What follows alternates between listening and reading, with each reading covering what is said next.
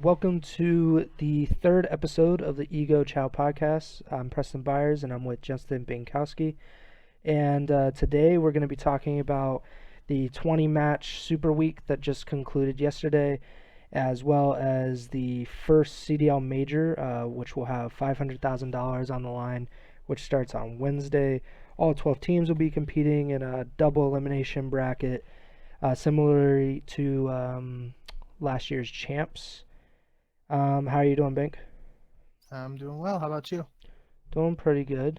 I had to drink pop for the first time in a week just to get some caffeine in me because I was Yeah. super tired. You drank what? Diet Coke. No, no, no, no, no. No, We're not I'm going not there. gonna say soda. We're not letting that slide. No, it's not pop. It is pop. Okay. Chat, what is it? Well, guys, this is the end of the Ego Child podcast. Thank you all for tuning in. I'm gonna catch you later. Our only moderator says it's pop, therefore it's pop. What do you guys call it? Soda?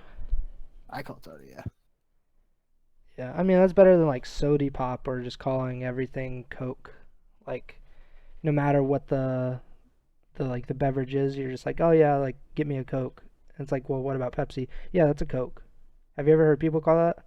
I have not. I think That's it kind of might be funny. a Southern thing. Maybe. Um, all right, that was enough of pop talk, and um, I'm not sure where we should really start. If you want to jump into Super Week results, or if you want to talk about something else, what do you want to do? I think we just get right into Super Week. I mean, 20 matches. We got a lot to get through, so might as well start there and work our way through. Yep. So on the first day, there was only two matches. This is the lightest day, I guess.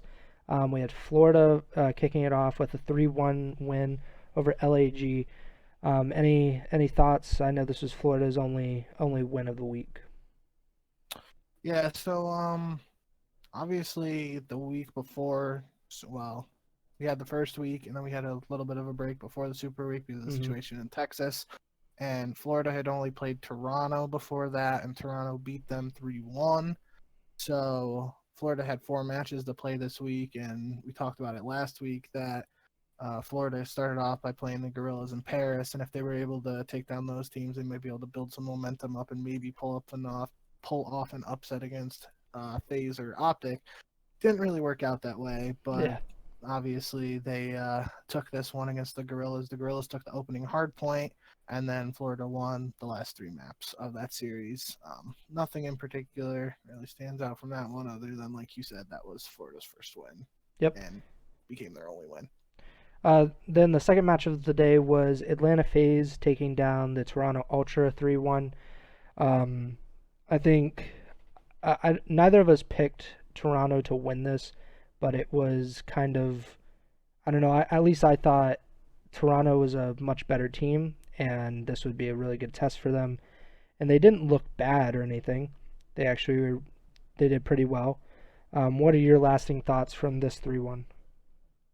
I think the biggest takeaway from that one was that uh, before this, Toronto had looked really strong in hard point, and they lost both hard points against Atlanta. Obviously, the first map was a raid hard point. It was 250 to 247 Atlanta, so that's obviously close. The second hard point was Garrison. It was 250 to 128, so not as close. But still, this was. We'll get into Toronto as we progress through the Super Week, but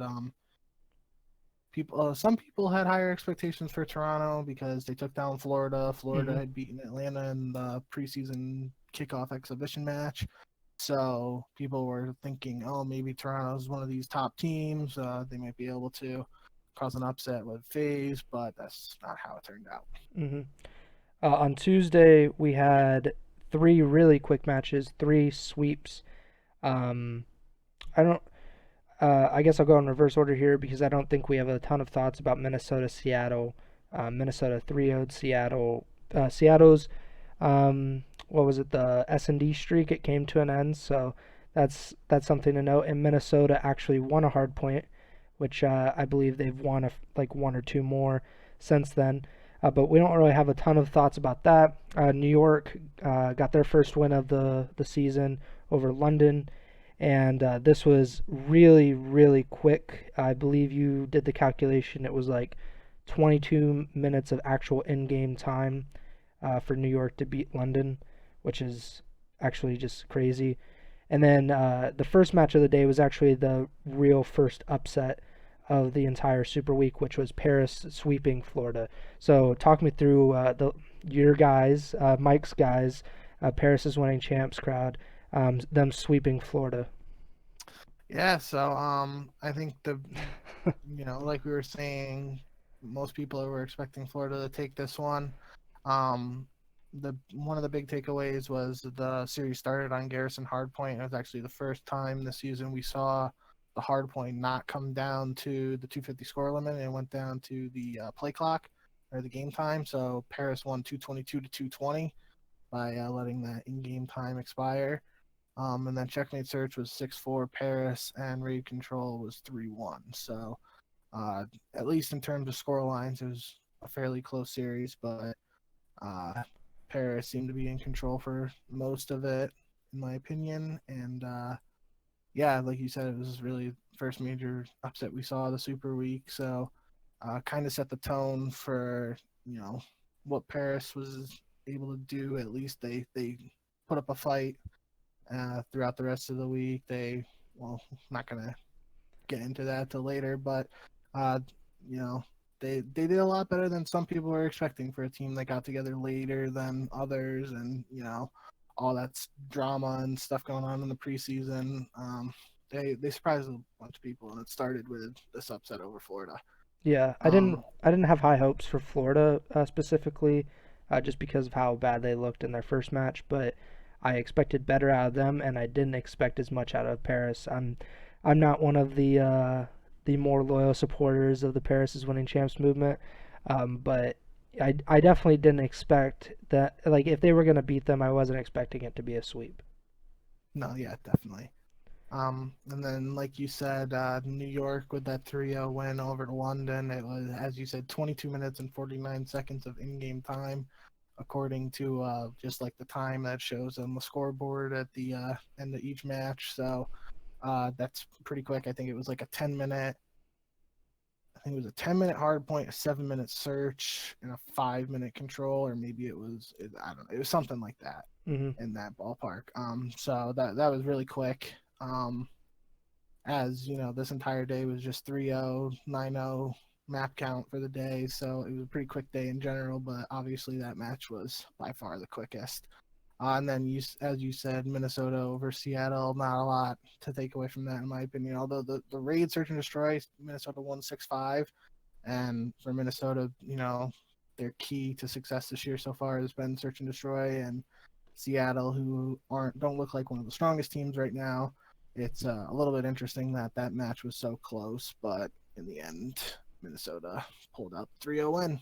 Yeah, but we'll talk a little more about Seattle and just like how close they came to actually winning a few more matches or at least a few more maps. But Wednesday, we actually had a pretty competitive day. We had, I would say, we had our two first game fives, and then we had a really good series to end of the day. So let's start off at the top. Dallas 3-2 London, which is, I mean, Dallas is supposed to be one of the best teams, and London, you would presume, is one of the worst teams, but London gave Dallas literally everything they could handle. Yeah, and I think one of the key takeaways from this match was this was Dallas's first match of the Super Week, Hmm. and they, in their last match, obviously to end the other week, they lost to Minnesota in a series in which they won both hard points, lost both search and destroys, and the control to Minnesota.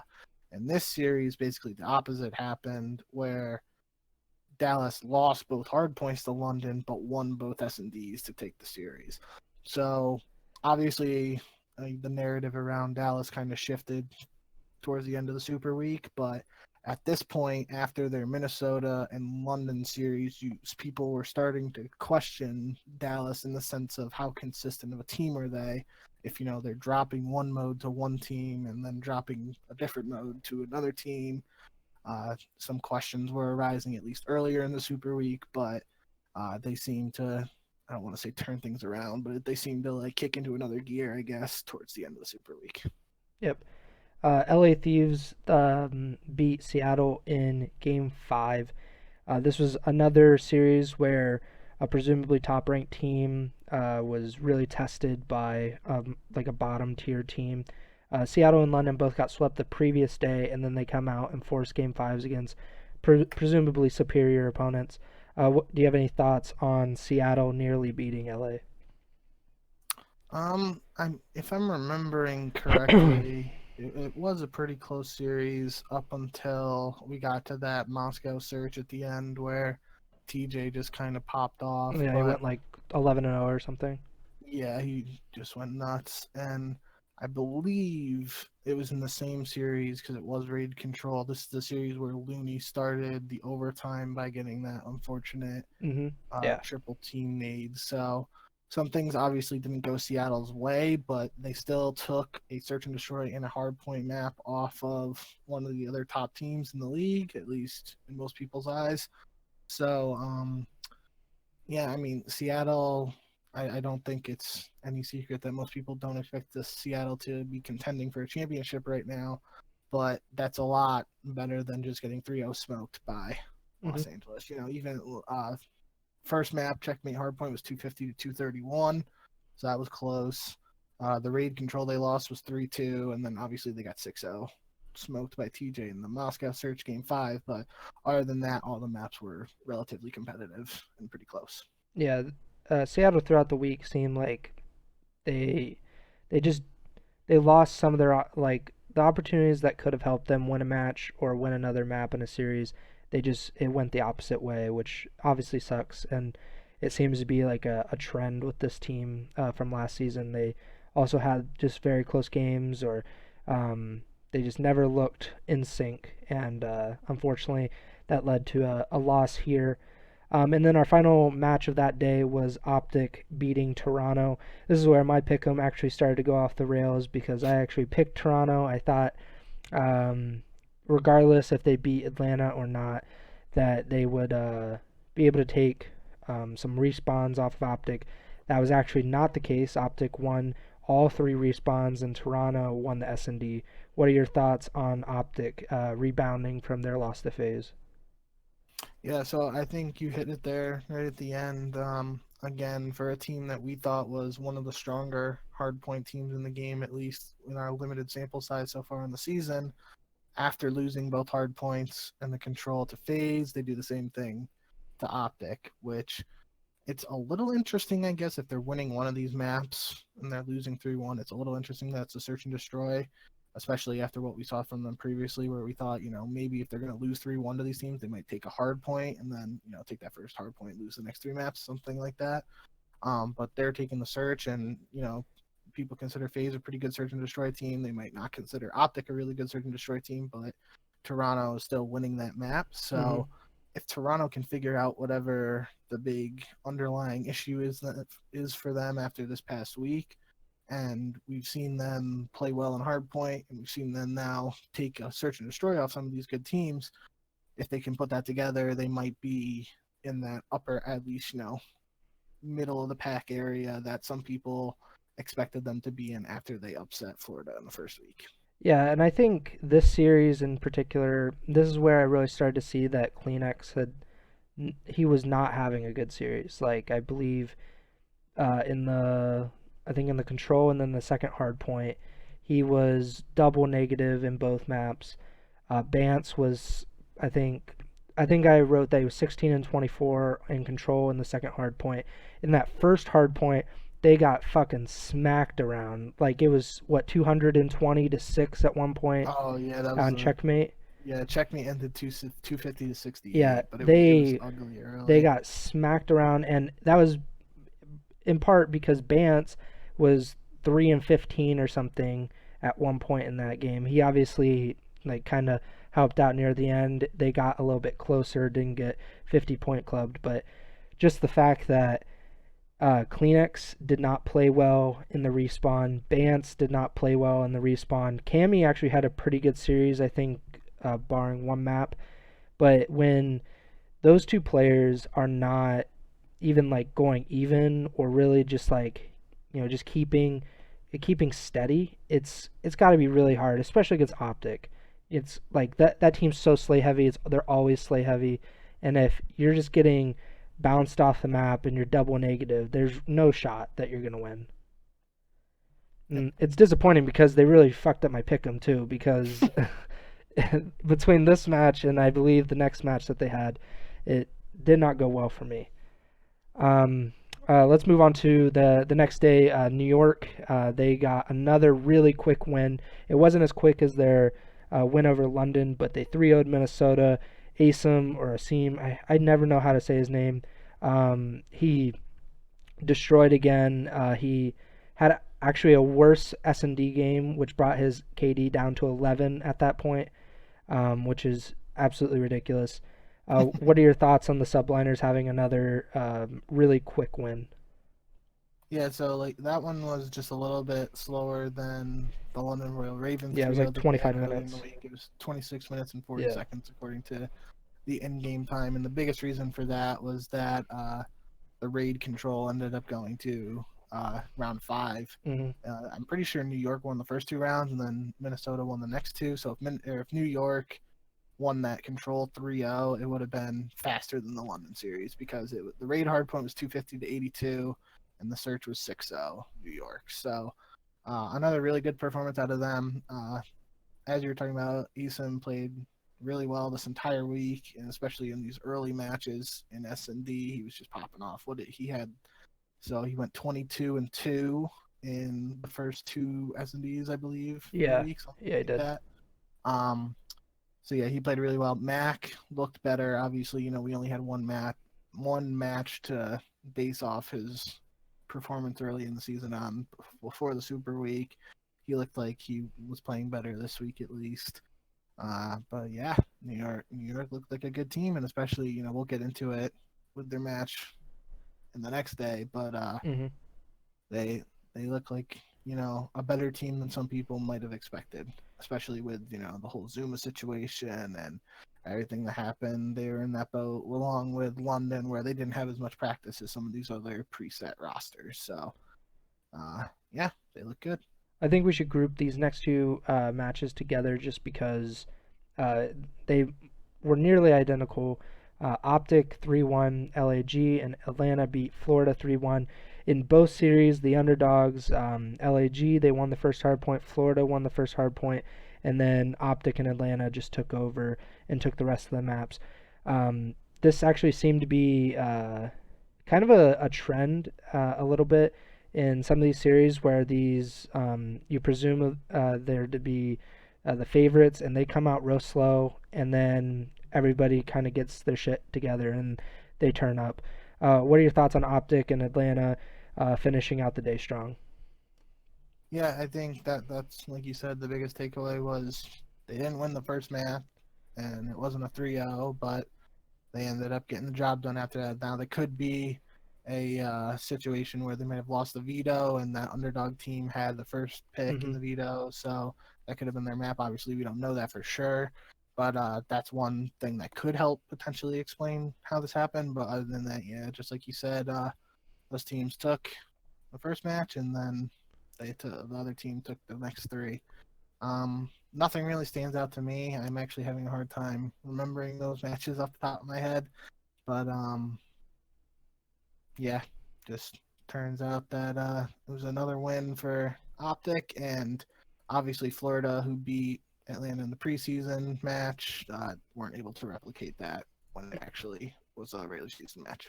Yeah, I think the only big theme was their groups play standings since they were both still competing for first place. Like if Optic or if Atlanta had lost, Optic would have had a chance. So that's really the only thing there. And then we move on to the next day. LA Thieves 3-1 London. That's LA Thieves' fourth win in a row. Any big thoughts about this game? Not really. Obviously, London previously in the week had that 3-2 loss to Dallas, in which they won both the hard points against Dallas, but in this match against the Thieves, they lost both hard points. The only map they won was the control. Um, Other than that, no major takeaway. Obviously, London is going to have a lot to work on, and we've touched on it enough with Parasite. Having London be in the Hmm. situation with 0, they aren't as practiced as some of these other teams, and they ended up going 0-5 this week, so that could be a result of that. But yeah, they just look like one of the weaker teams in the league at this time. Yep. Then we had Paris. I don't know if this is an upset because Toronto was kind of slumping, and Paris was kind of rising at the same time. But Paris, they beat Toronto in a five-game series, and really killed Toronto's momentum. So what do you take away from this? Yeah, I think you can consider it an upset at least, When we started since the the week, last time. Yeah, it would have been a major upset.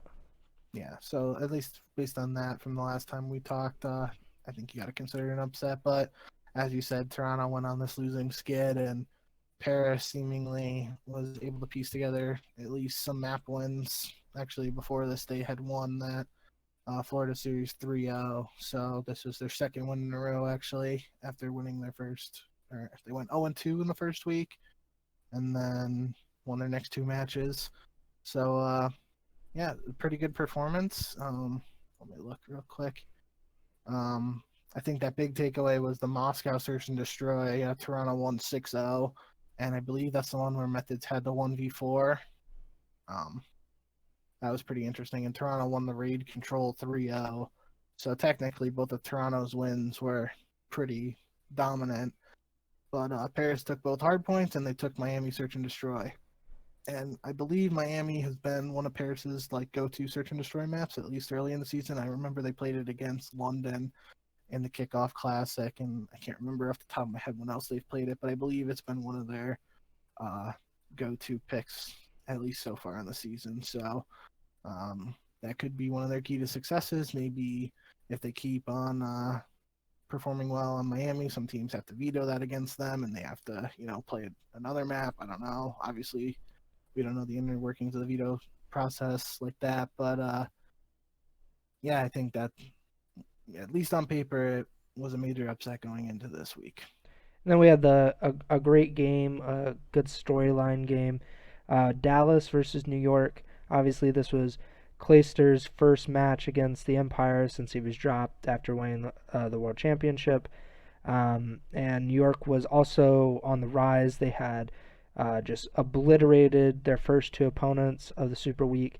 And in terms of group standings, this was a huge game because with if Dallas had lost, they had no shot at becoming the first seed in the group, and probably would have been either third or fourth, depending on how the rest of the matches shook out.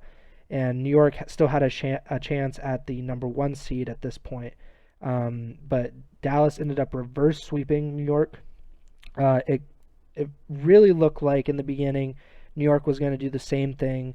They were just going to run through Dallas because it was a pretty lopsided hard point as far as I remember, and I can't remember the search score, but it was like 6-3 or something on Yep. checkmate, and then it was just really, I mean, control is really big. It can be a swing game, excuse me, and round four they really just New York just bungled it, and that kind of flipped the series on its head. So what That do you was got for the this?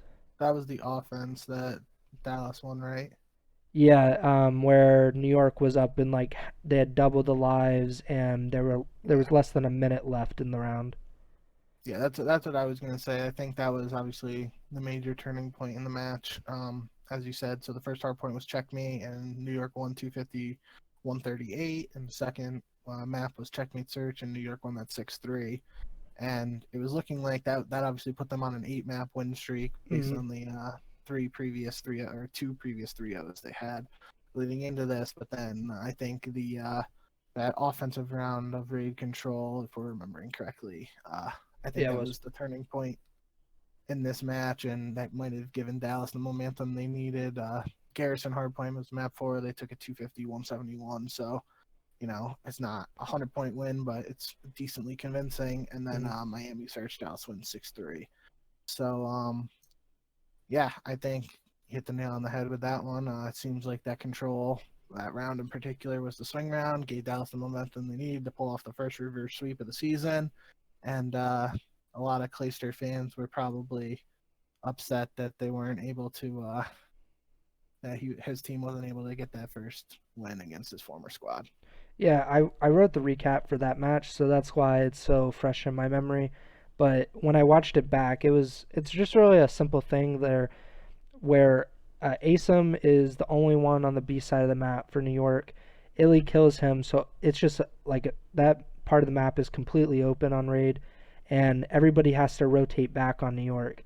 And by the time that they're trying to rotate through like money and L or in cutout and then into basketball, Dallas already has control. They're already getting time, and when they get those kills, they just get more time, and everybody's on the point. And it's basically like New York is essentially respawning and sprinting to the control point, and they don't really have a chance to even like regroup or try to make a good break or anything. They're basically just sprinting there, Yep. and that's basically it. And I mean, they lost the last round, but I mean, just the momentum of and kind of like the mental aspect of blowing that round where you easily could have finished it out. Dallas was really just off their spawn when Asim got killed, but it's just a ridiculous way to lose. And I mean, Clayster looked really pissed Oh yeah. after that. He was yeah, but you don't expect anything different from him, I guess. No, and that's a good point too, in the sense that earlier when they had their 3-0 loss to LA Thieves, all those matches were really close, and he was still upset. And I'm pretty sure he tweeted something after the match to the Hmm. effect of like, if we don't make these small mistakes, we could have 3-0'd Thieves in that match. So maybe that's the sign of him, having another young team, and maybe, as we've talked about, the lack of practice with this actual set compared to some of these other squads, especially Dallas, who's sticking together from last year, minus Clayster. But yeah, I think that might have played a role in it as well. And the other thing we haven't really touched on is Hook's just a beast right now. Hmm. He's looking like the best player in the game, and some of the stat lines he's put up so far in the season are kind of ridiculous. Well, I mean, I thought he was really good last season. I know Shotzi got a lot of love and deservedly so for his like back half of the season performance, but I put him down as an MVP candidate because I thought Hook played incredible throughout the season. I thought he was probably the most consistent player from like a whole season perspective. And when I was in the Dallas press conference today, Rambo Ray even said that Hook has just been gross for forever now, and that Yeah, I think people are just starting to realize, or like they're like, it's so hard to not realize it now, but he's always been this gross. Like he's basically like a prodigy oh before, yeah, so yeah, he's nasty. yeah, and we don't have to touch on it for too much longer, but I think you kind of hit it there at the end where you're saying like last year Shotzi kind of took over that superstar role, and it doesn't mean Hook had a bad season or Hmm. anything like that, but before that point he was always that superstar player. Like in Black Ops 4, EG wins champs and then goes to 5v5, and they join Envy with Hook to add that superstar player. And he was a star in Advanced Warfare, and then he had to wait for his time to shine and come back. But he's always been one of those top tier players. And then uh, last year at the start of MW was where they had to figure out some roles with the field upgrades and stuff like that, with Trophy and Dead Silence, or who was going to run their smoke and stuff like that.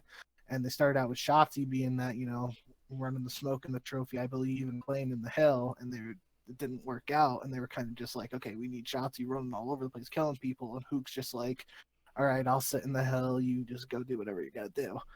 And that might have, changed the narrative around him a little bit. So that's kind of interesting, at least from that perspective. But yeah, he's looked really good so far this year. Hmm. Saturday we had a entertaining series to start off. We had Atlanta winning 3-2 over Paris. Paris had a lot of opportunities to close this out, in my opinion. What are your thoughts on Atlanta and Paris? Yeah, that first match was crazy. That was a checkmate hardpoint 250 249, Hmm. and It looked like FaZe had a chance too at the end there when Simp getting that crazy spawn in the back of P2, but Aqua picked up the kill literally with Simp like jumping into the hill and almost getting the last tick for FaZe. But that was a really crazy map. And then the checkmate search, the very next map was 6-5, so that came down to the wire too. I think Paris was up 5-3 or 5-4, and then Atlanta ended up coming back towards the end. Sal had a two-piece in plane in round 11. And yeah, then after that, Paris took the control, but Atlanta took the last hard point and last search. So Paris put up a good fight. I don't think a lot of people expected that Nope. result. Most people probably expected Atlanta to win 3-0 or 3-1. But as we were touching on earlier, Paris was coming off that 3-0 win over Florida and the 3-2 win over Toronto, so maybe they had some momentum from those other wins, and they probably turned some heads. Yeah, I don't know if Atlanta having already clinched their spot in the group, because they were 4-0 and then so they had already clinched first seed. I don't know if they weren't like, I don't want to say that they're not trying, but like No, yeah. that they're Maybe they not. might have experimented with a map and maybe their Yeah, or like process they're or not going to show something. everything that they have or like put everything, every resource they have into this match because Simp looked atrocious in like two of these maps, which I mean, he looked atrocious for anyone's standards, but especially because we're so used to him, you know, even if he goes even, like that's like the worst we would expect. But he was at one point triple negative, I believe, in that control, Yeah, he had a bad control. and then he obviously turns it around and he has 32 kills in hardpoint. And then I wrote down the 1v3 from Simp on Raid S&D, and then the last round, Celium, I believe, had a 1v2 and defused. So just like two very unlikely scenarios really helped FaZe because they would have went down 4-3 on that search and destroy if Simp didn't 1v3, and obviously they closed out the map because Celium clutched. Like that's what you expect out of those guys, but it's also not something you should expect. It's not something that you should rely on, especially as you progress into the major. Some of these teams will be a little bit better in search. I still think Paris is, at the back end because they didn't have enough as much time as the rest, and I just don't think they're as talented personally as like a lot of other teams. So maybe against a better team, they're not going to clutch these ones, and you're going to lose that search when you really need to win. Yep. I think, uh, Simp, as you said, I kind of didn't touch on it, but you did a good job there, mentioning he had that uncharacteristic third map, but he flipped the switch and really popped off in the last two. And like you said, the 1v3 in that search. And then if we want to touch on it now, there was a little bit of the snaking drama starting with that map. Yeah, So we I should don't talk know. about it now. I mean, this popped up right after this match, and then it obviously popped up earlier tonight, maybe like an hour before we went live. Um, Basically, I think it started with the person who's brought it up. I think consistently is Slasher, and he's basically said like there's no room for snaking in our league, and Celium, at least in Slasher's opinion, is a major culprit in this, in that he's basically normalized snaking, and he does it enough to piss off a lot of players and a lot of teams. And Simp and Celium have obviously defended him and said like it's not as big of a deal as people make it out to be, and Celium is not the only player that does it. I guess like what do you think of snaking in the league, and if there's a way to fix it, or if Celium is really to blame for this? Yeah, so just real quick, in case there's anyone watching who doesn't know what we're talking about, snaking is a movement mechanic in COD where you repeatedly, and this is a major point of the debate in my eyes, where you're repeatedly going in and out of crouch on a head glitch or any type of structure. So it basically, the opponent can only see the tip of your head, and it makes them harder to shoot you. So yeah, I think for starters, not obviously sure what the first instance of it was in this particular series, but I know I saw after Simps 1v3, so that would have been round 8, I believe. Fire was snaking like crazy, and I wish we could show the clip, but he was it was there was a one, I think Simp ended up in a 1v2, and he was back, or it was a 2v2, and Fire was on the laundry head glitch, and Simp and I think it was Arcides, whoever his teammate was, were both coming out of kitchen. They come around the corner, and Fire's just bobbing and weaving up on that laundry head glitch, and they pick up a kill, and Simps left in the 1v2, and Fire rotates back into ring, and then he's snaking one of the little head glitches inside a ring, and Simp he was close to streaks, and he just dipped and went to b-ball, and Paris won that round. So obviously I'm not sure if that's the first chance because we don't see all the player perspectives, but at least from what I saw on the broadcast, it looked like Fire was the one who was at least, heavily snaking in the sense of doing that repeated motion multiple times. But for whatever reason, just maybe because it was Celium, in that last 1v2 when they won that round, he picks up the kill in pool stairs on raid, and he goes down to the jacuzzi.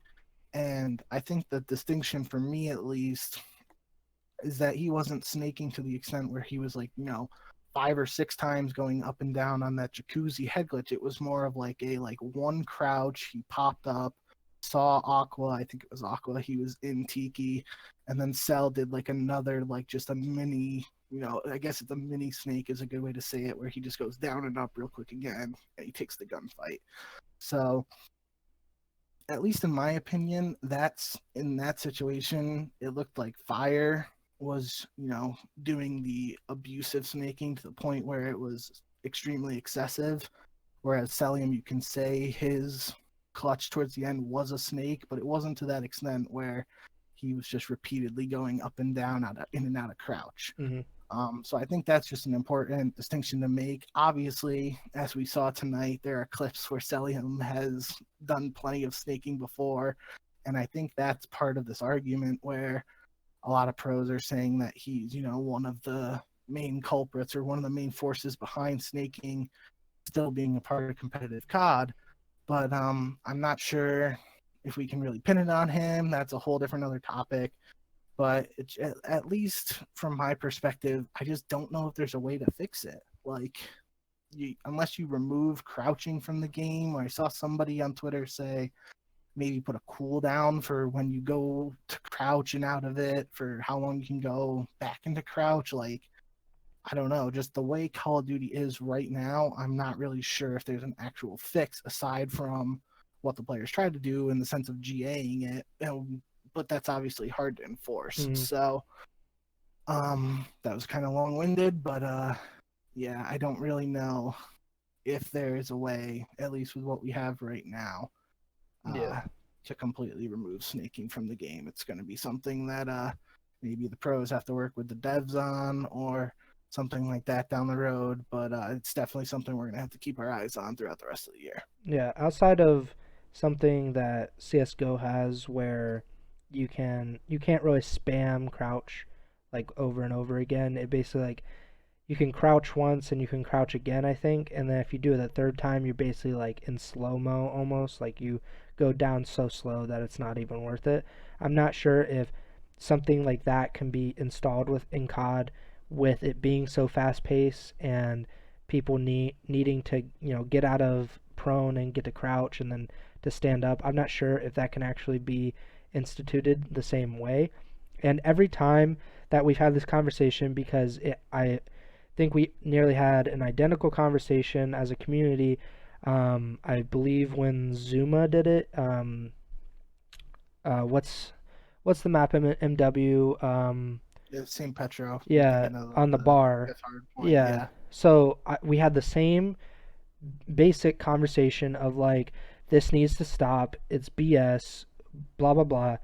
All right, what are you doing about it? What can be done other than blacklisting teams when they do it? Because that's basically what they're threatening FaZe with, is if Celium or I mean, if anybody does this repeatedly, I guess, then we're going to blacklist you. We're not going to scrim you, blah, blah, blah. Does that really work? I guess we'll see. But I don't think, like, every time we talk about it, it's like, all right, no one do it. And then when it's round 11 and you have a head glitch and you need to win this round 11, you're going to snake or something, or you're going to do something that people consider to be snaking, like what you said, like where it's not as blatant as just bobbing up and down repeatedly, but you do something where you look up, you go down, you look up, and then you go down again. That's snaking technically. So what can be done? I mean, the devs have to figure it out probably. Yep. I mean that's that's the most basic solution for every problem that COD has in game is just have the devs do it. But I don't know if the community effectively polices itself in this manner. Yeah, I think the only other thing I can think of aside from like a cooldown, like you were talking about, or something along those CS:GO lines, which obviously I don't really know about, Yeah. but maybe if there's a way to just like fix the appearance of the character model when somebody is doing the snaking, maybe there's a way to just not make it as like difficult to actually see or shoot them. I don't know again Yeah. enough about design or anything like that, but I think regardless of whatever happened in that last match where it really came out and people are talking about it, regardless of who started it again or all of that, the major point of the major fact of the matter is that snaking is an issue, Mhm. and that we got to find a way to fix it. Whether it's literally just having the pros say, we're all just gonna not do it. Clearly, that's not really working, but I think that's the only real option right now until we get some developer help in the sense of trying to figure out a solution. Yep. I think we should move on to the final two games of Saturday. Minnesota, a pretty one-sided stomp of London, 3-0. And then in that last match, we had LAG in a game five. They beat Toronto, who actually wins a hard point again. So this caps off a 0-4 week for Toronto, which is a huge surprise, at least to me. I don't know if it's the same to you, but 0-4 after looking really good against Florida in the first week. So, what are your thoughts on this LAG win over Toronto? Yeah, definitely a surprise to me. I believe I would have picked them to go 2-2, Mm-hmm. beating LAG in Paris, losing to Florida, or sorry, losing to Atlanta and Optic. Mm-hmm. So it definitely was a surprise to me. But I mean, obviously, if I could have made the prediction the day before that match where they're already on this 3-game losing streak, I probably would have picked the Gorillas just based off of how Toronto had looked heading into that match. I think, as you kind of said, they got back on track, at least in the sense of winning a hard point again finally. But it, what they had done earlier in the week, where they had only won the searches against, they'd only won search against Paris, FaZe, and Optic, I believe, and they won control against Paris. So they get that hardpoint win, but then they lose both search and destroys to the Gorillas, and the Gorillas should be a good search and destroy team. We saw that kind of funny banter on Twitter with Methods and Silly, where Silly like tweeted his coaching link or whatever. I thought that was kind of funny, but yeah, that's kind of similar to at least what we were talking about with Dallas. Not saying they're similar teams, but just in the regard that uh, Toronto was losing, or they were winning search and losing the hard points early in this week, and then they finally win that first hard point. Yes, maybe they might be able to pull this off, and then they struggle in search. So definitely seems like there might be some consistency issues with Toronto. Obviously, they're on a 4-game losing streak now, so they don't really have a lot of time to figure it out before the major this week. But they have a pretty good coaching staff, so they might be able to find a quick fix. But if they aren't able to, they might be headed home early from this first major. Mm-hmm. And I think that I don't really have a lot to say about this series, but I believe that Toronto's biggest issue has been control. I think they're 1-4 in control, and so that makes them 50% in respawns. And then I think They're about 50%, and S&D I think they might be 3-4 or something like that. But I mean, for a team that you expect to be good in respawns, to be 1-4 in control, and to have a sub 500 record in hardpoint, it's going to be really hard to win. Like LAG is not a great is not a great respawn team, and you know, I just don't know. Like you can't lose control consistently and expect to win. It's just especially when you're not an elite S&D team. Like I don't know, like who's a really good S&D team right now? I guess Minnesota is pretty good.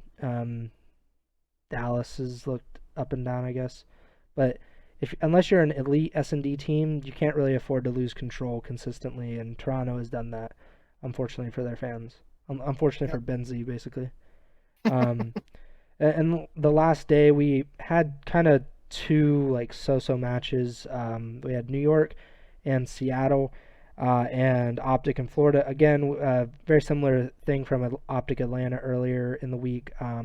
New York and Optic both dropped the first hard point and then immediately won the next three maps. What are your thoughts on these two series?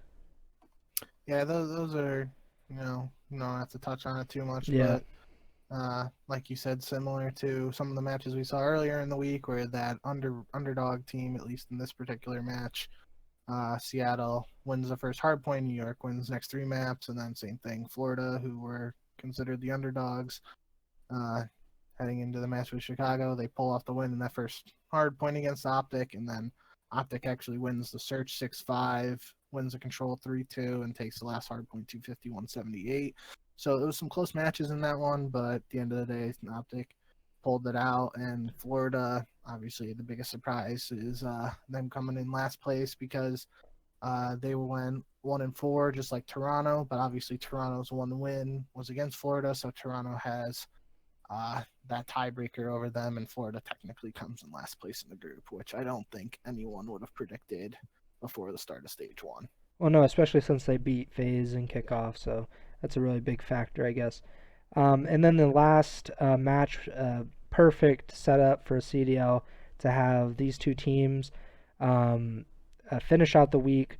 They were both vying for the first place spot. Basically, if LA won, they were first seed. If Dallas won, they were first seed. And, Dallas could have easily just have been in third because there would have been a three-way tiebreaker with New York and Minnesota, and they would have been underneath New York.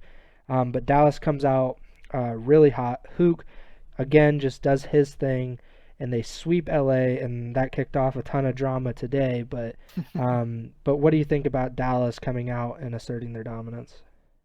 Yeah, I think that's important to mention too. Just like you said, if Dallas had lost this match, they would have been the third seed Mm-hmm. in Group A, which means they would have played Optic in the first round of the major, which means either Optic or Dallas would have been in the losers bracket. I think that means, looking at my bracket I wrote down, they would have dropped down to losers bracket 4, whoever loses that first match in winners bracket. So that's obviously a pretty big deal. Uh, Dallas. I think if I had to pick between Dallas or Optic, I would probably lean Dallas, especially after this win over the Thieves. Mm-hmm.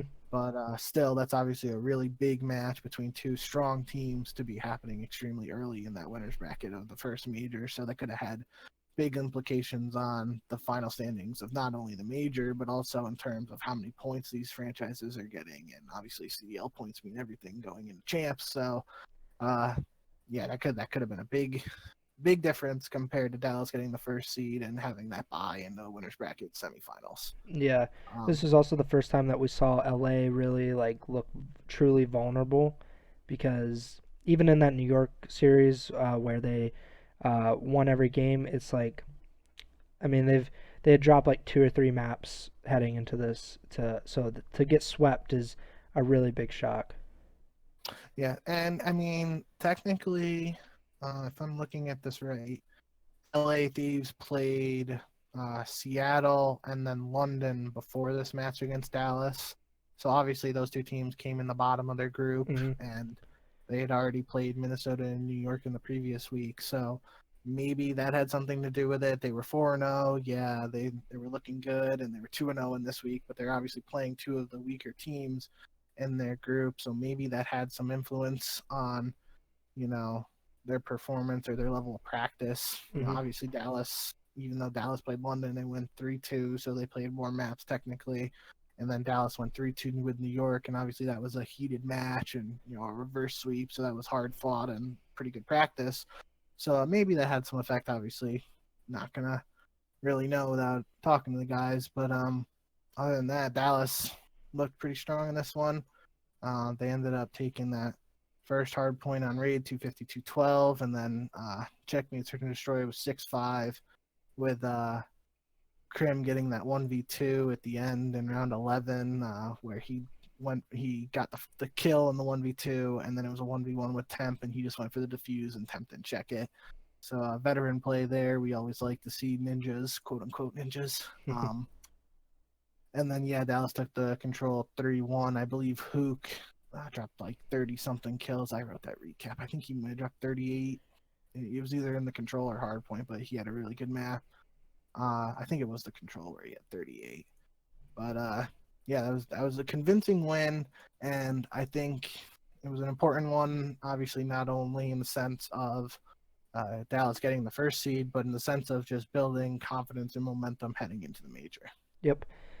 So with that, we're done with the Super Week. I guess I'll just quickly run through the standings. So in Group A, Dallas finished first, LA Thieves finished second, the Subliners finished third. Rocker, they lost a tiebreaker with New York, so they're fourth. Seattle finished fifth, and London, who did not win a single match, they're the only team in group stage that didn't win a match. They finished sixth in Group A, and then in Group B, we have FaZe 1, Optic 2, LAG, who actually have a losing record. They finished third because of a tiebreaker with Paris, and then Paris obviously got fourth. Toronto down at fifth, and Florida at sixth. Group B is definitely the bigger surprise out of these two, and that'll lead in to the $500,000 major, the first major of the CDL season. Similar format to champs last year, double elimination. So Dallas and FaZe, since they finished first in the groups, they are essentially 2 matches or 2 wins away from grand finals, which is ridiculous. I guess I'll try to pull it up here. Let me see if it'll actually work for me. Moment of truth. So, let's see, zoom in on this if this works. Oops. All right, so here we can see the winners bracket, and here we can see the losers bracket. I believe they're kicking off the first week or the first day with the losers bracket. We have Toronto versus London, and Seattle versus Florida, and then those guys will play. Paris will play the winner of Seattle, Florida, and Minnesota will play the winner of Toronto, London. So let's start with Toronto, London. Any thoughts in your predictions for this match? Yeah, so I wrote down my bracket on paper. So for those of you watching a video, if it looks like I'm not looking at the camera, I apologize. But I think this is pretty clear cut. Even though Toronto is on that losing streak, I think they're going to end up taking this one. I guess London obviously hasn't won a match yet, and with Toronto on their losing skid, this might set up London for like best case scenario, at least in terms of their struggles so far, who they could have ended up playing for this first match. So maybe they're able to pull it off, but I think Toronto's going to figure it out and take this one. Yeah, I agree with you. I don't think London. They looked decent and sometimes, and then they just looked overmatched in some other matches. And I think Toronto is. I wouldn't say like a super good team, but if Kleenex and Bance do even remotely decent, I think they should win here. As far as Seattle, Florida, I guess I'll put my prediction down first. I think Florida will win this. Although neither of these teams looked particularly good, I really don't know what to expect. Florida should be a lot better than they are. And I guess I'm just thinking that they'll be better in this scenario. What do you think for Seattle, Florida? I think Florida takes this one too. But again, both teams had their struggles Hmm. during the group play. And now that I'm thinking about it, really, just all four of these teams that finished at the bottom of the groups, I guess you could make a case for either team winning each of these respective matchups. But at the end of the day, most people thought Toronto was going to be a stronger team heading into the season. Most people thought Florida would be a stronger team heading into the season. So uh, I think that's gonna end up being the case at least in these first round matchups, and I believe Florida will take this one. Yep. I think so. I guess we'll just. Do you want to keep moving through the losers bracket, or do you want to Yeah, go? Okay. So if you have Florida winning, we have Florida Paris in losers round two. Where you got there? I'm gonna go Florida 3-2. I think obviously Paris had the 3-0 win over them last time. Uh, Not really sure. Obviously, you could say Paris would be favored just based on standings and past history, but Hmm. I think if Florida is able to come out and take down Seattle at least convincingly, it's not a series where it comes down to the wire and they have to sweat it out to really take that one. If Florida looks as strong as people expected them to be coming into the season, they might have some momentum behind them, and I think they can take down Paris if they get there. I will say Paris. I don't. I'm not on the bandwagon yet, but they definitely looked good throughout the week. I thought they should have beaten FaZe. They let it slip away there, but overall, I think they played well as a team, and I I really don't know what to expect out of Florida. I Yep. I think Florida will beat Seattle, but beating Paris, who looked competent and really really gave a lot of teams like a good shot. I don't know if they can actually pull that one off. Yeah, Uh, I just think if Florida gets to that point, as much as I want to pick Paris, mhm. I just really think that Florida has the more talented team on paper, and if they're able to get it to click in this major, then they should be able to take down Paris. But for all we know, Florida could come out really flat, lose to Seattle, and then Paris plays Seattle. I think Paris would probably take that one. Mhm. So these early losers bracket matches are a little bit tougher to predict than I expect, but I'm gonna go with Florida. Okay. And then we'll have Minnesota versus Toronto. Who do you got there? I don't see any way that Toronto wins this in their current form, Yeah, me neither.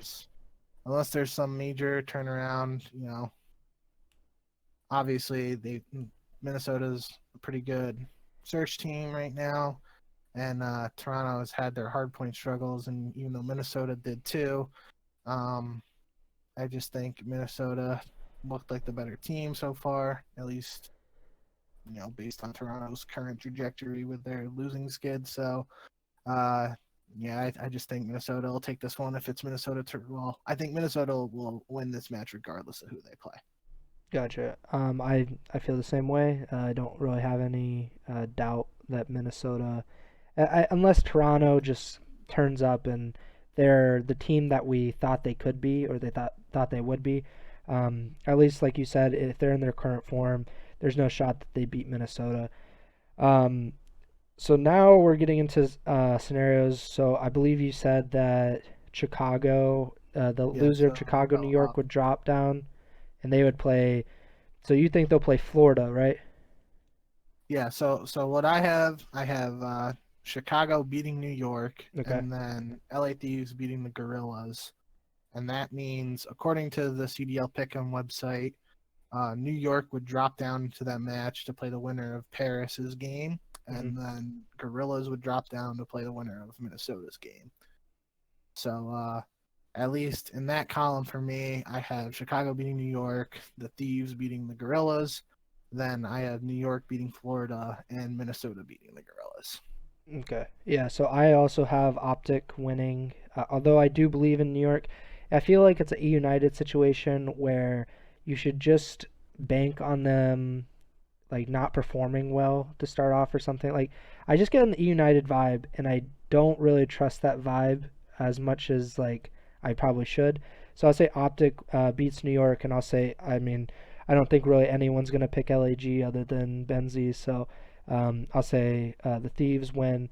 So that would put New York versus Paris in mine, and LAG versus Minnesota. Can you? Josh just brought up a good point in chat. Can you pull up the CDL Pick'em website and maybe try it on there? Yeah, what is it? Just COD League, I Call of believe Duty so. League. I have it on Pick'em. Yeah, pick'em.callofdutyleague.com. Pick'em.callofdutyleague.com.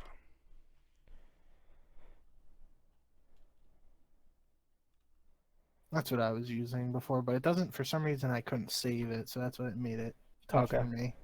Let Yeah, me. so you just go. Is it locked? It does look like it. Maybe I just need to refresh or something. I don't know. That's weird.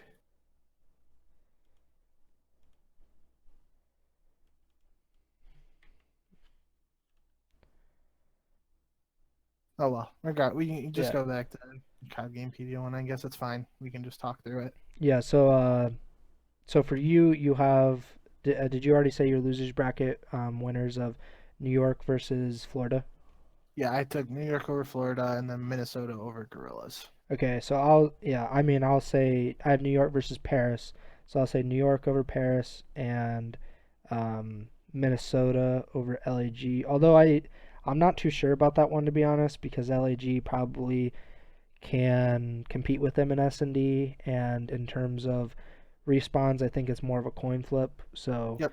LAG honestly I think gives them a better matchup than say Toronto did.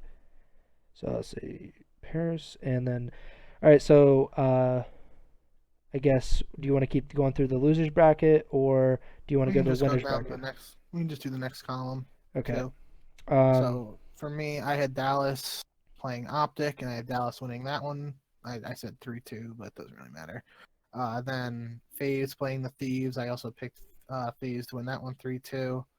And then according to the Pick'em doc, this is where they flip, and the Thieves, based on my bracket, the Thieves would drop to the top of the losers bracket, and Optic would drop to the bottom of the losers bracket. So it would be for me Thieves versus New York and Optic versus Minnesota, and I picked the Thieves and Optic to win those. Okay. So in the winners bracket, I have Optic beating Dallas. I Ooh. think Optic really made me a believer. I think that they're improving, and I don't know. I think Optic matches up really well with Dallas. I think this is a much better team from last season. I guess the Huntsman from last season with Dashi. And I have Atlanta beating LA Thieves. So I would have what would that be? The LA Thieves versus New York. Yep. So I would probably say LA Thieves beat New York, and Mm-hmm. And then then you would have Dallas versus Minnesota rematch. oh yeah, Dallas easy over Minnesota. Oof. I mean, I think once shame on you.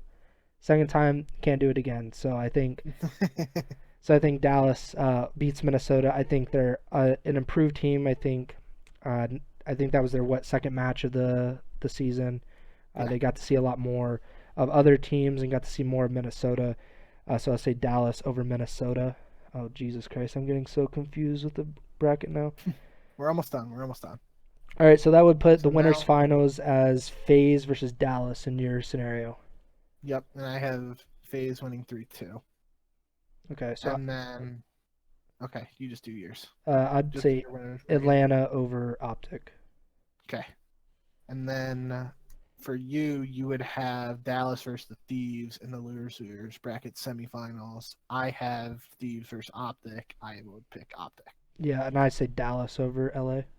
Okay. So then you had, what was your winner? Your winner's final was Atlanta Yeah, Optic. and Atlanta So then wins. so we both have Dallas Optic in the losers final.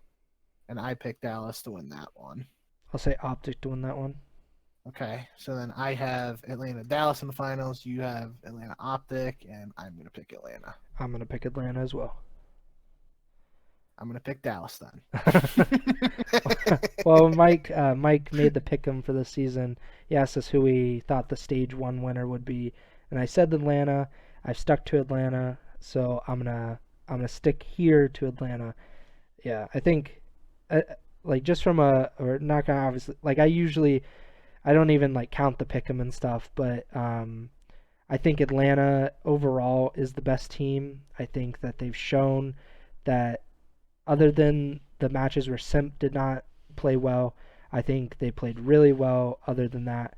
And I think we're really kind of just like, I don't know, like picking at them, but Optic has not looked great in S&D. Atlanta dominated them in their first match in S&D.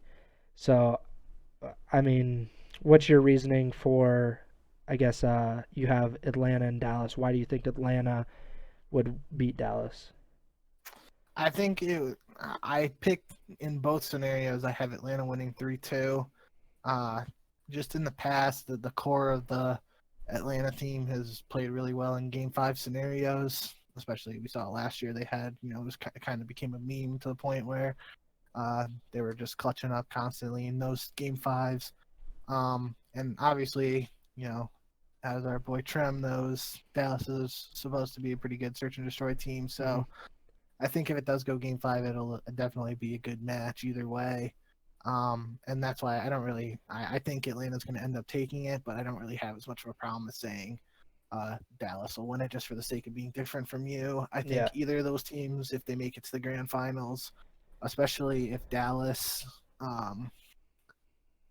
in your scenario, Dallas would be on more of a loser's bracket run. So maybe they gain some momentum from that. In my Hmm. scenario, they wouldn't be on as much of a loser's bracket run, but they still would have played one more match, I believe, technically. Yeah, Maybe I don't know. I believe so. Regardless, that could play a factor in it, but I think Atlanta is we got it, only undefeated team right now so far early in the season. I think they're gonna come out. Maybe Celium tries to prove a point, like he doesn't snake at all, and he just tries to show people that he doesn't need it to win. Obviously, that might be wishful thinking, but um, I don't know. I think Atlanta looks like the best team right now, so I think they're gonna take it. But um, I guess I wouldn't be too surprised if Dallas ended up winning. Yeah, I don't. I mean, I wouldn't be real surprised if Dallas Optic phase. I think that would be it as far as like surprising me. But I definitely could see a scenario where LA Thieves or New York win this. New York has looked great since their loss to LA, which was very close.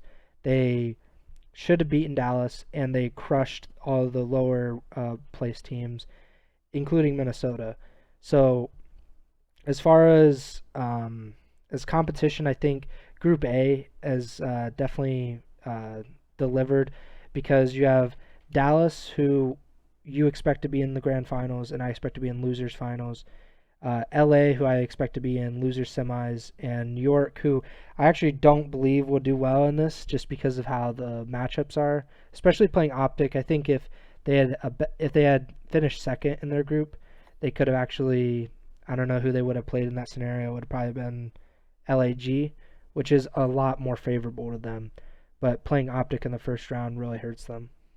Yeah, so if like you said, if you think New York has a shot to win this, um, if they were to pull off some crazy unexpected run, in all likelihood, assuming there's no upsets on the lower side of this winners bracket, they would have to beat Chicago, Dallas, and then most likely FaZe to make it to the grand finals. Hmm. So they would have to be all three of the top teams on paper to get to the grand finals. That would be a really big statement for New York if they were actually able to pull it off.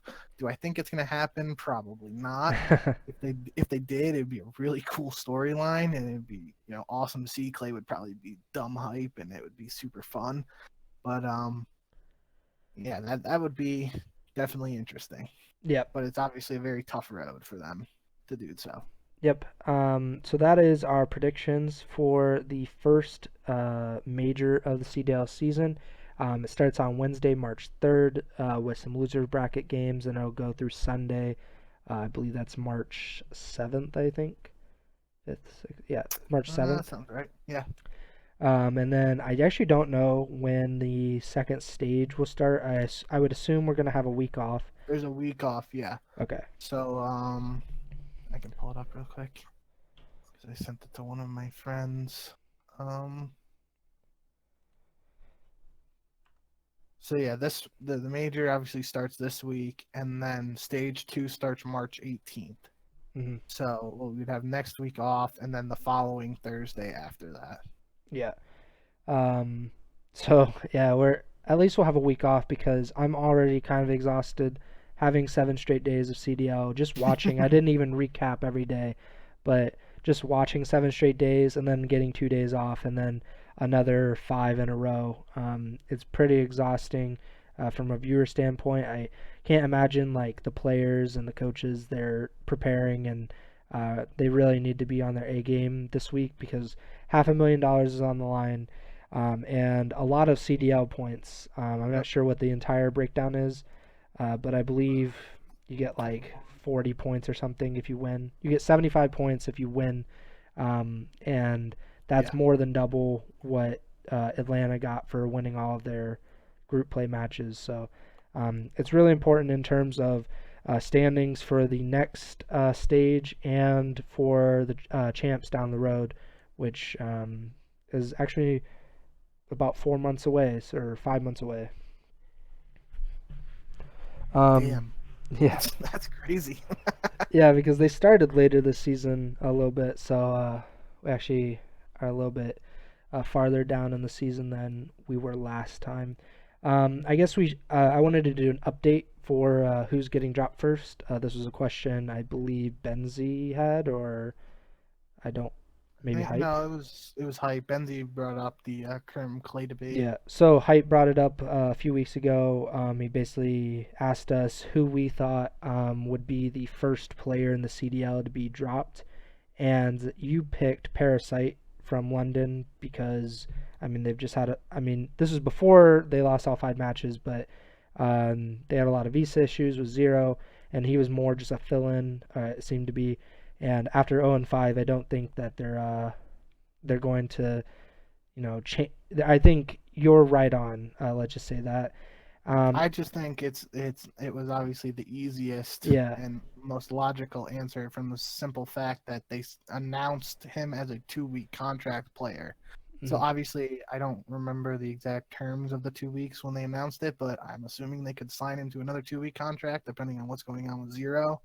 But just from a contractual standpoint, like his contract is almost up, so it was a pretty easy answer for me, and I'll just stick with it for the sake of the argument. And I said fire because I honestly couldn't think of. I was I honestly couldn't think of any other player that because I didn't think Florida would do as bad as they did. So even with Havoc on the bench, I didn't think that they would have to use their sub. And Seattle, who I didn't have a lot of faith in, they don't have a sub other than Nubsy. So I wasn't thinking that they would use it. But like Hype, I do think Pristini will be the first dropped from Seattle. He did not play well in this in the Super Week, and Seattle as a team is 1-4, and this is just another season of Seattle being kind of mediocre or below average. And I think that they'll actually want to try to make a change. If it's not Pristini, I did think that Slacked might be it because Havoc is there, and having a substitute already on your team on salary, I think that's not the. It's not unlikely anymore considering how bad they did in Super Week. okay. So just from that, you kind of segue into this. If Seattle ends up dropping Pristini, what do you think their follow-up move is? I don't Uh, think Nubsy would be starting. I don't really know. I feel like who's like a really good challenger player now?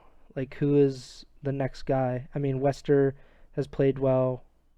Um, One of I the Leicester guys could be an option, but I don't know if they want to break up. for yeah, Um, Hype just brought up John in chat. That would be really interesting. Another option that I don't know if you would want to leave his current situation because New York Subliners Academy looks strong, but Saints. Saints, Yeah, yeah. Um, Other than that, if Zaptius and Venom are both good young sub players too. But I don't know if Leicester is planning on breaking up. We already had that talk about with the Paul X not wanting to join London initially. So not really sure how that would go. But yeah, Seattle definitely has some options if they want to go down that route. I don't know if they're going to make a move this early, but we'll see.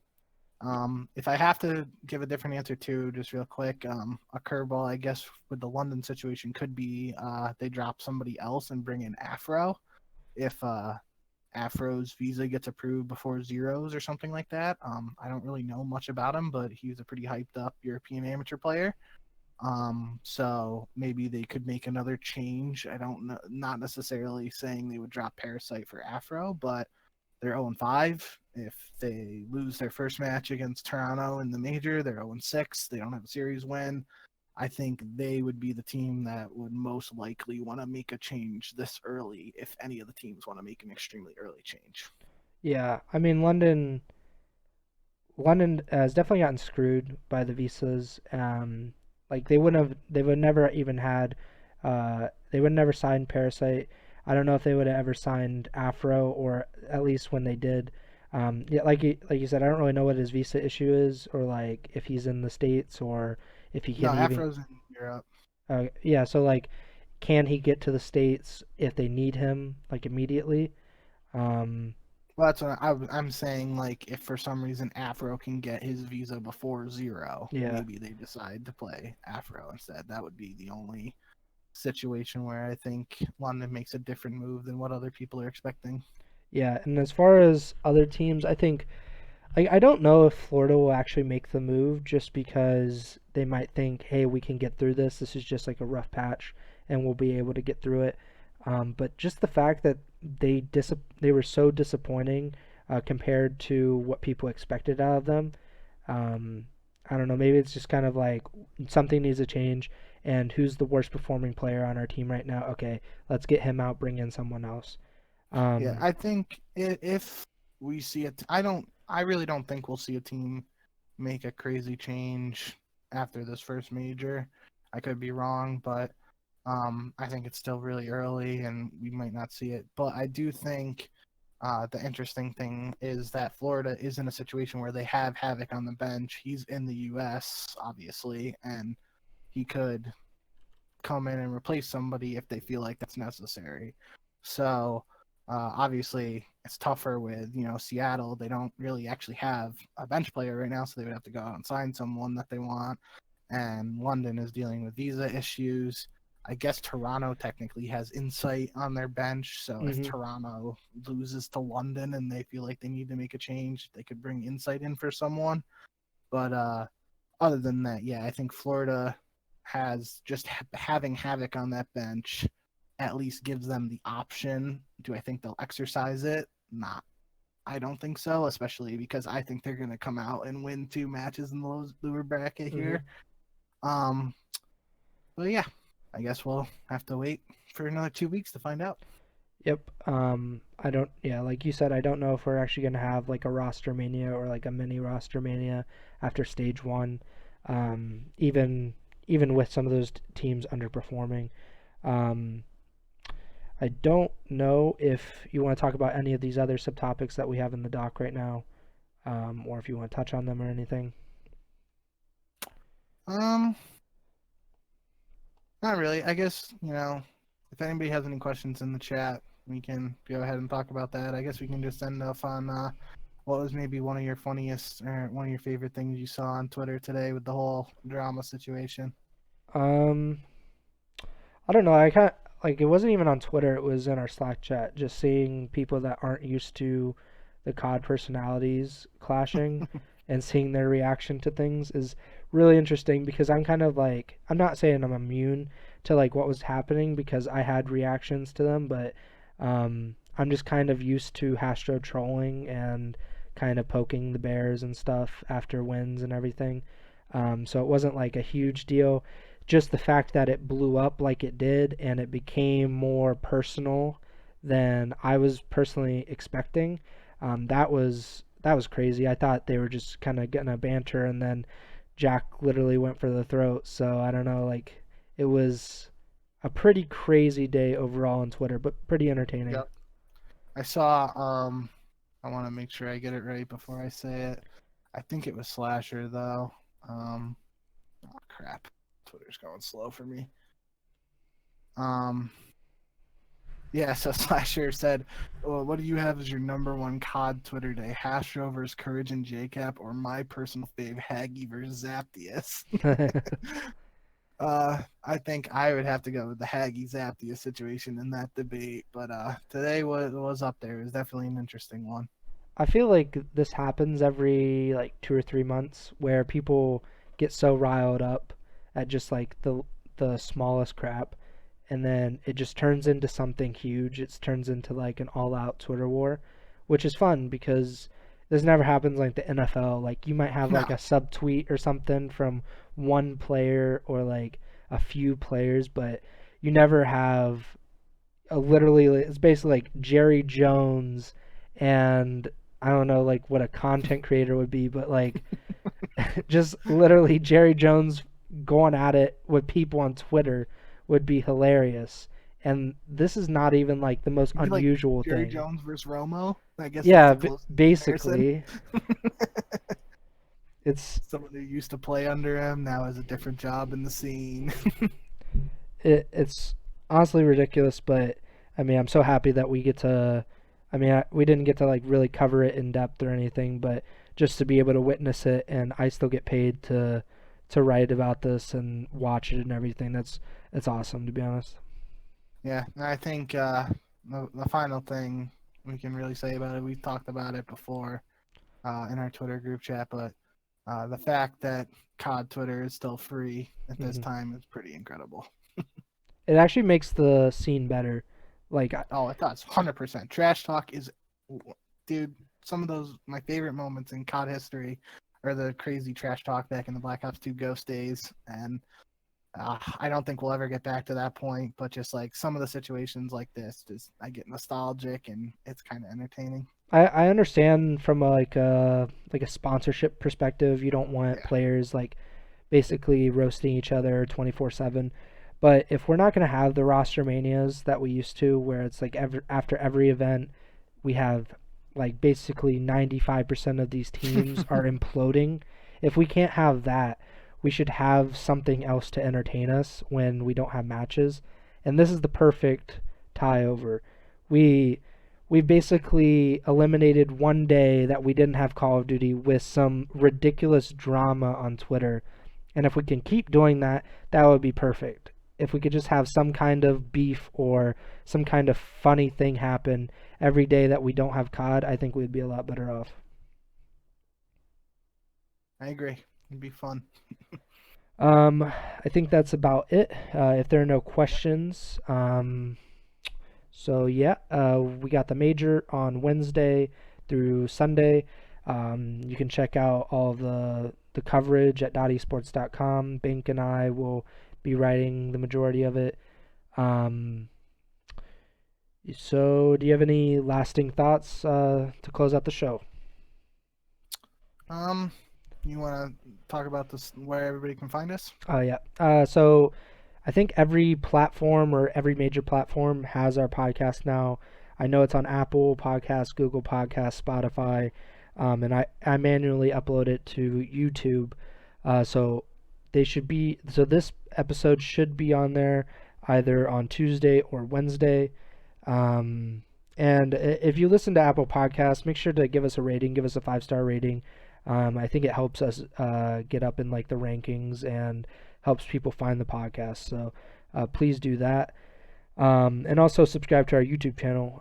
These go up usually like about 12 hours after we get done streaming. So yeah, do that. I think that's about it. Yep.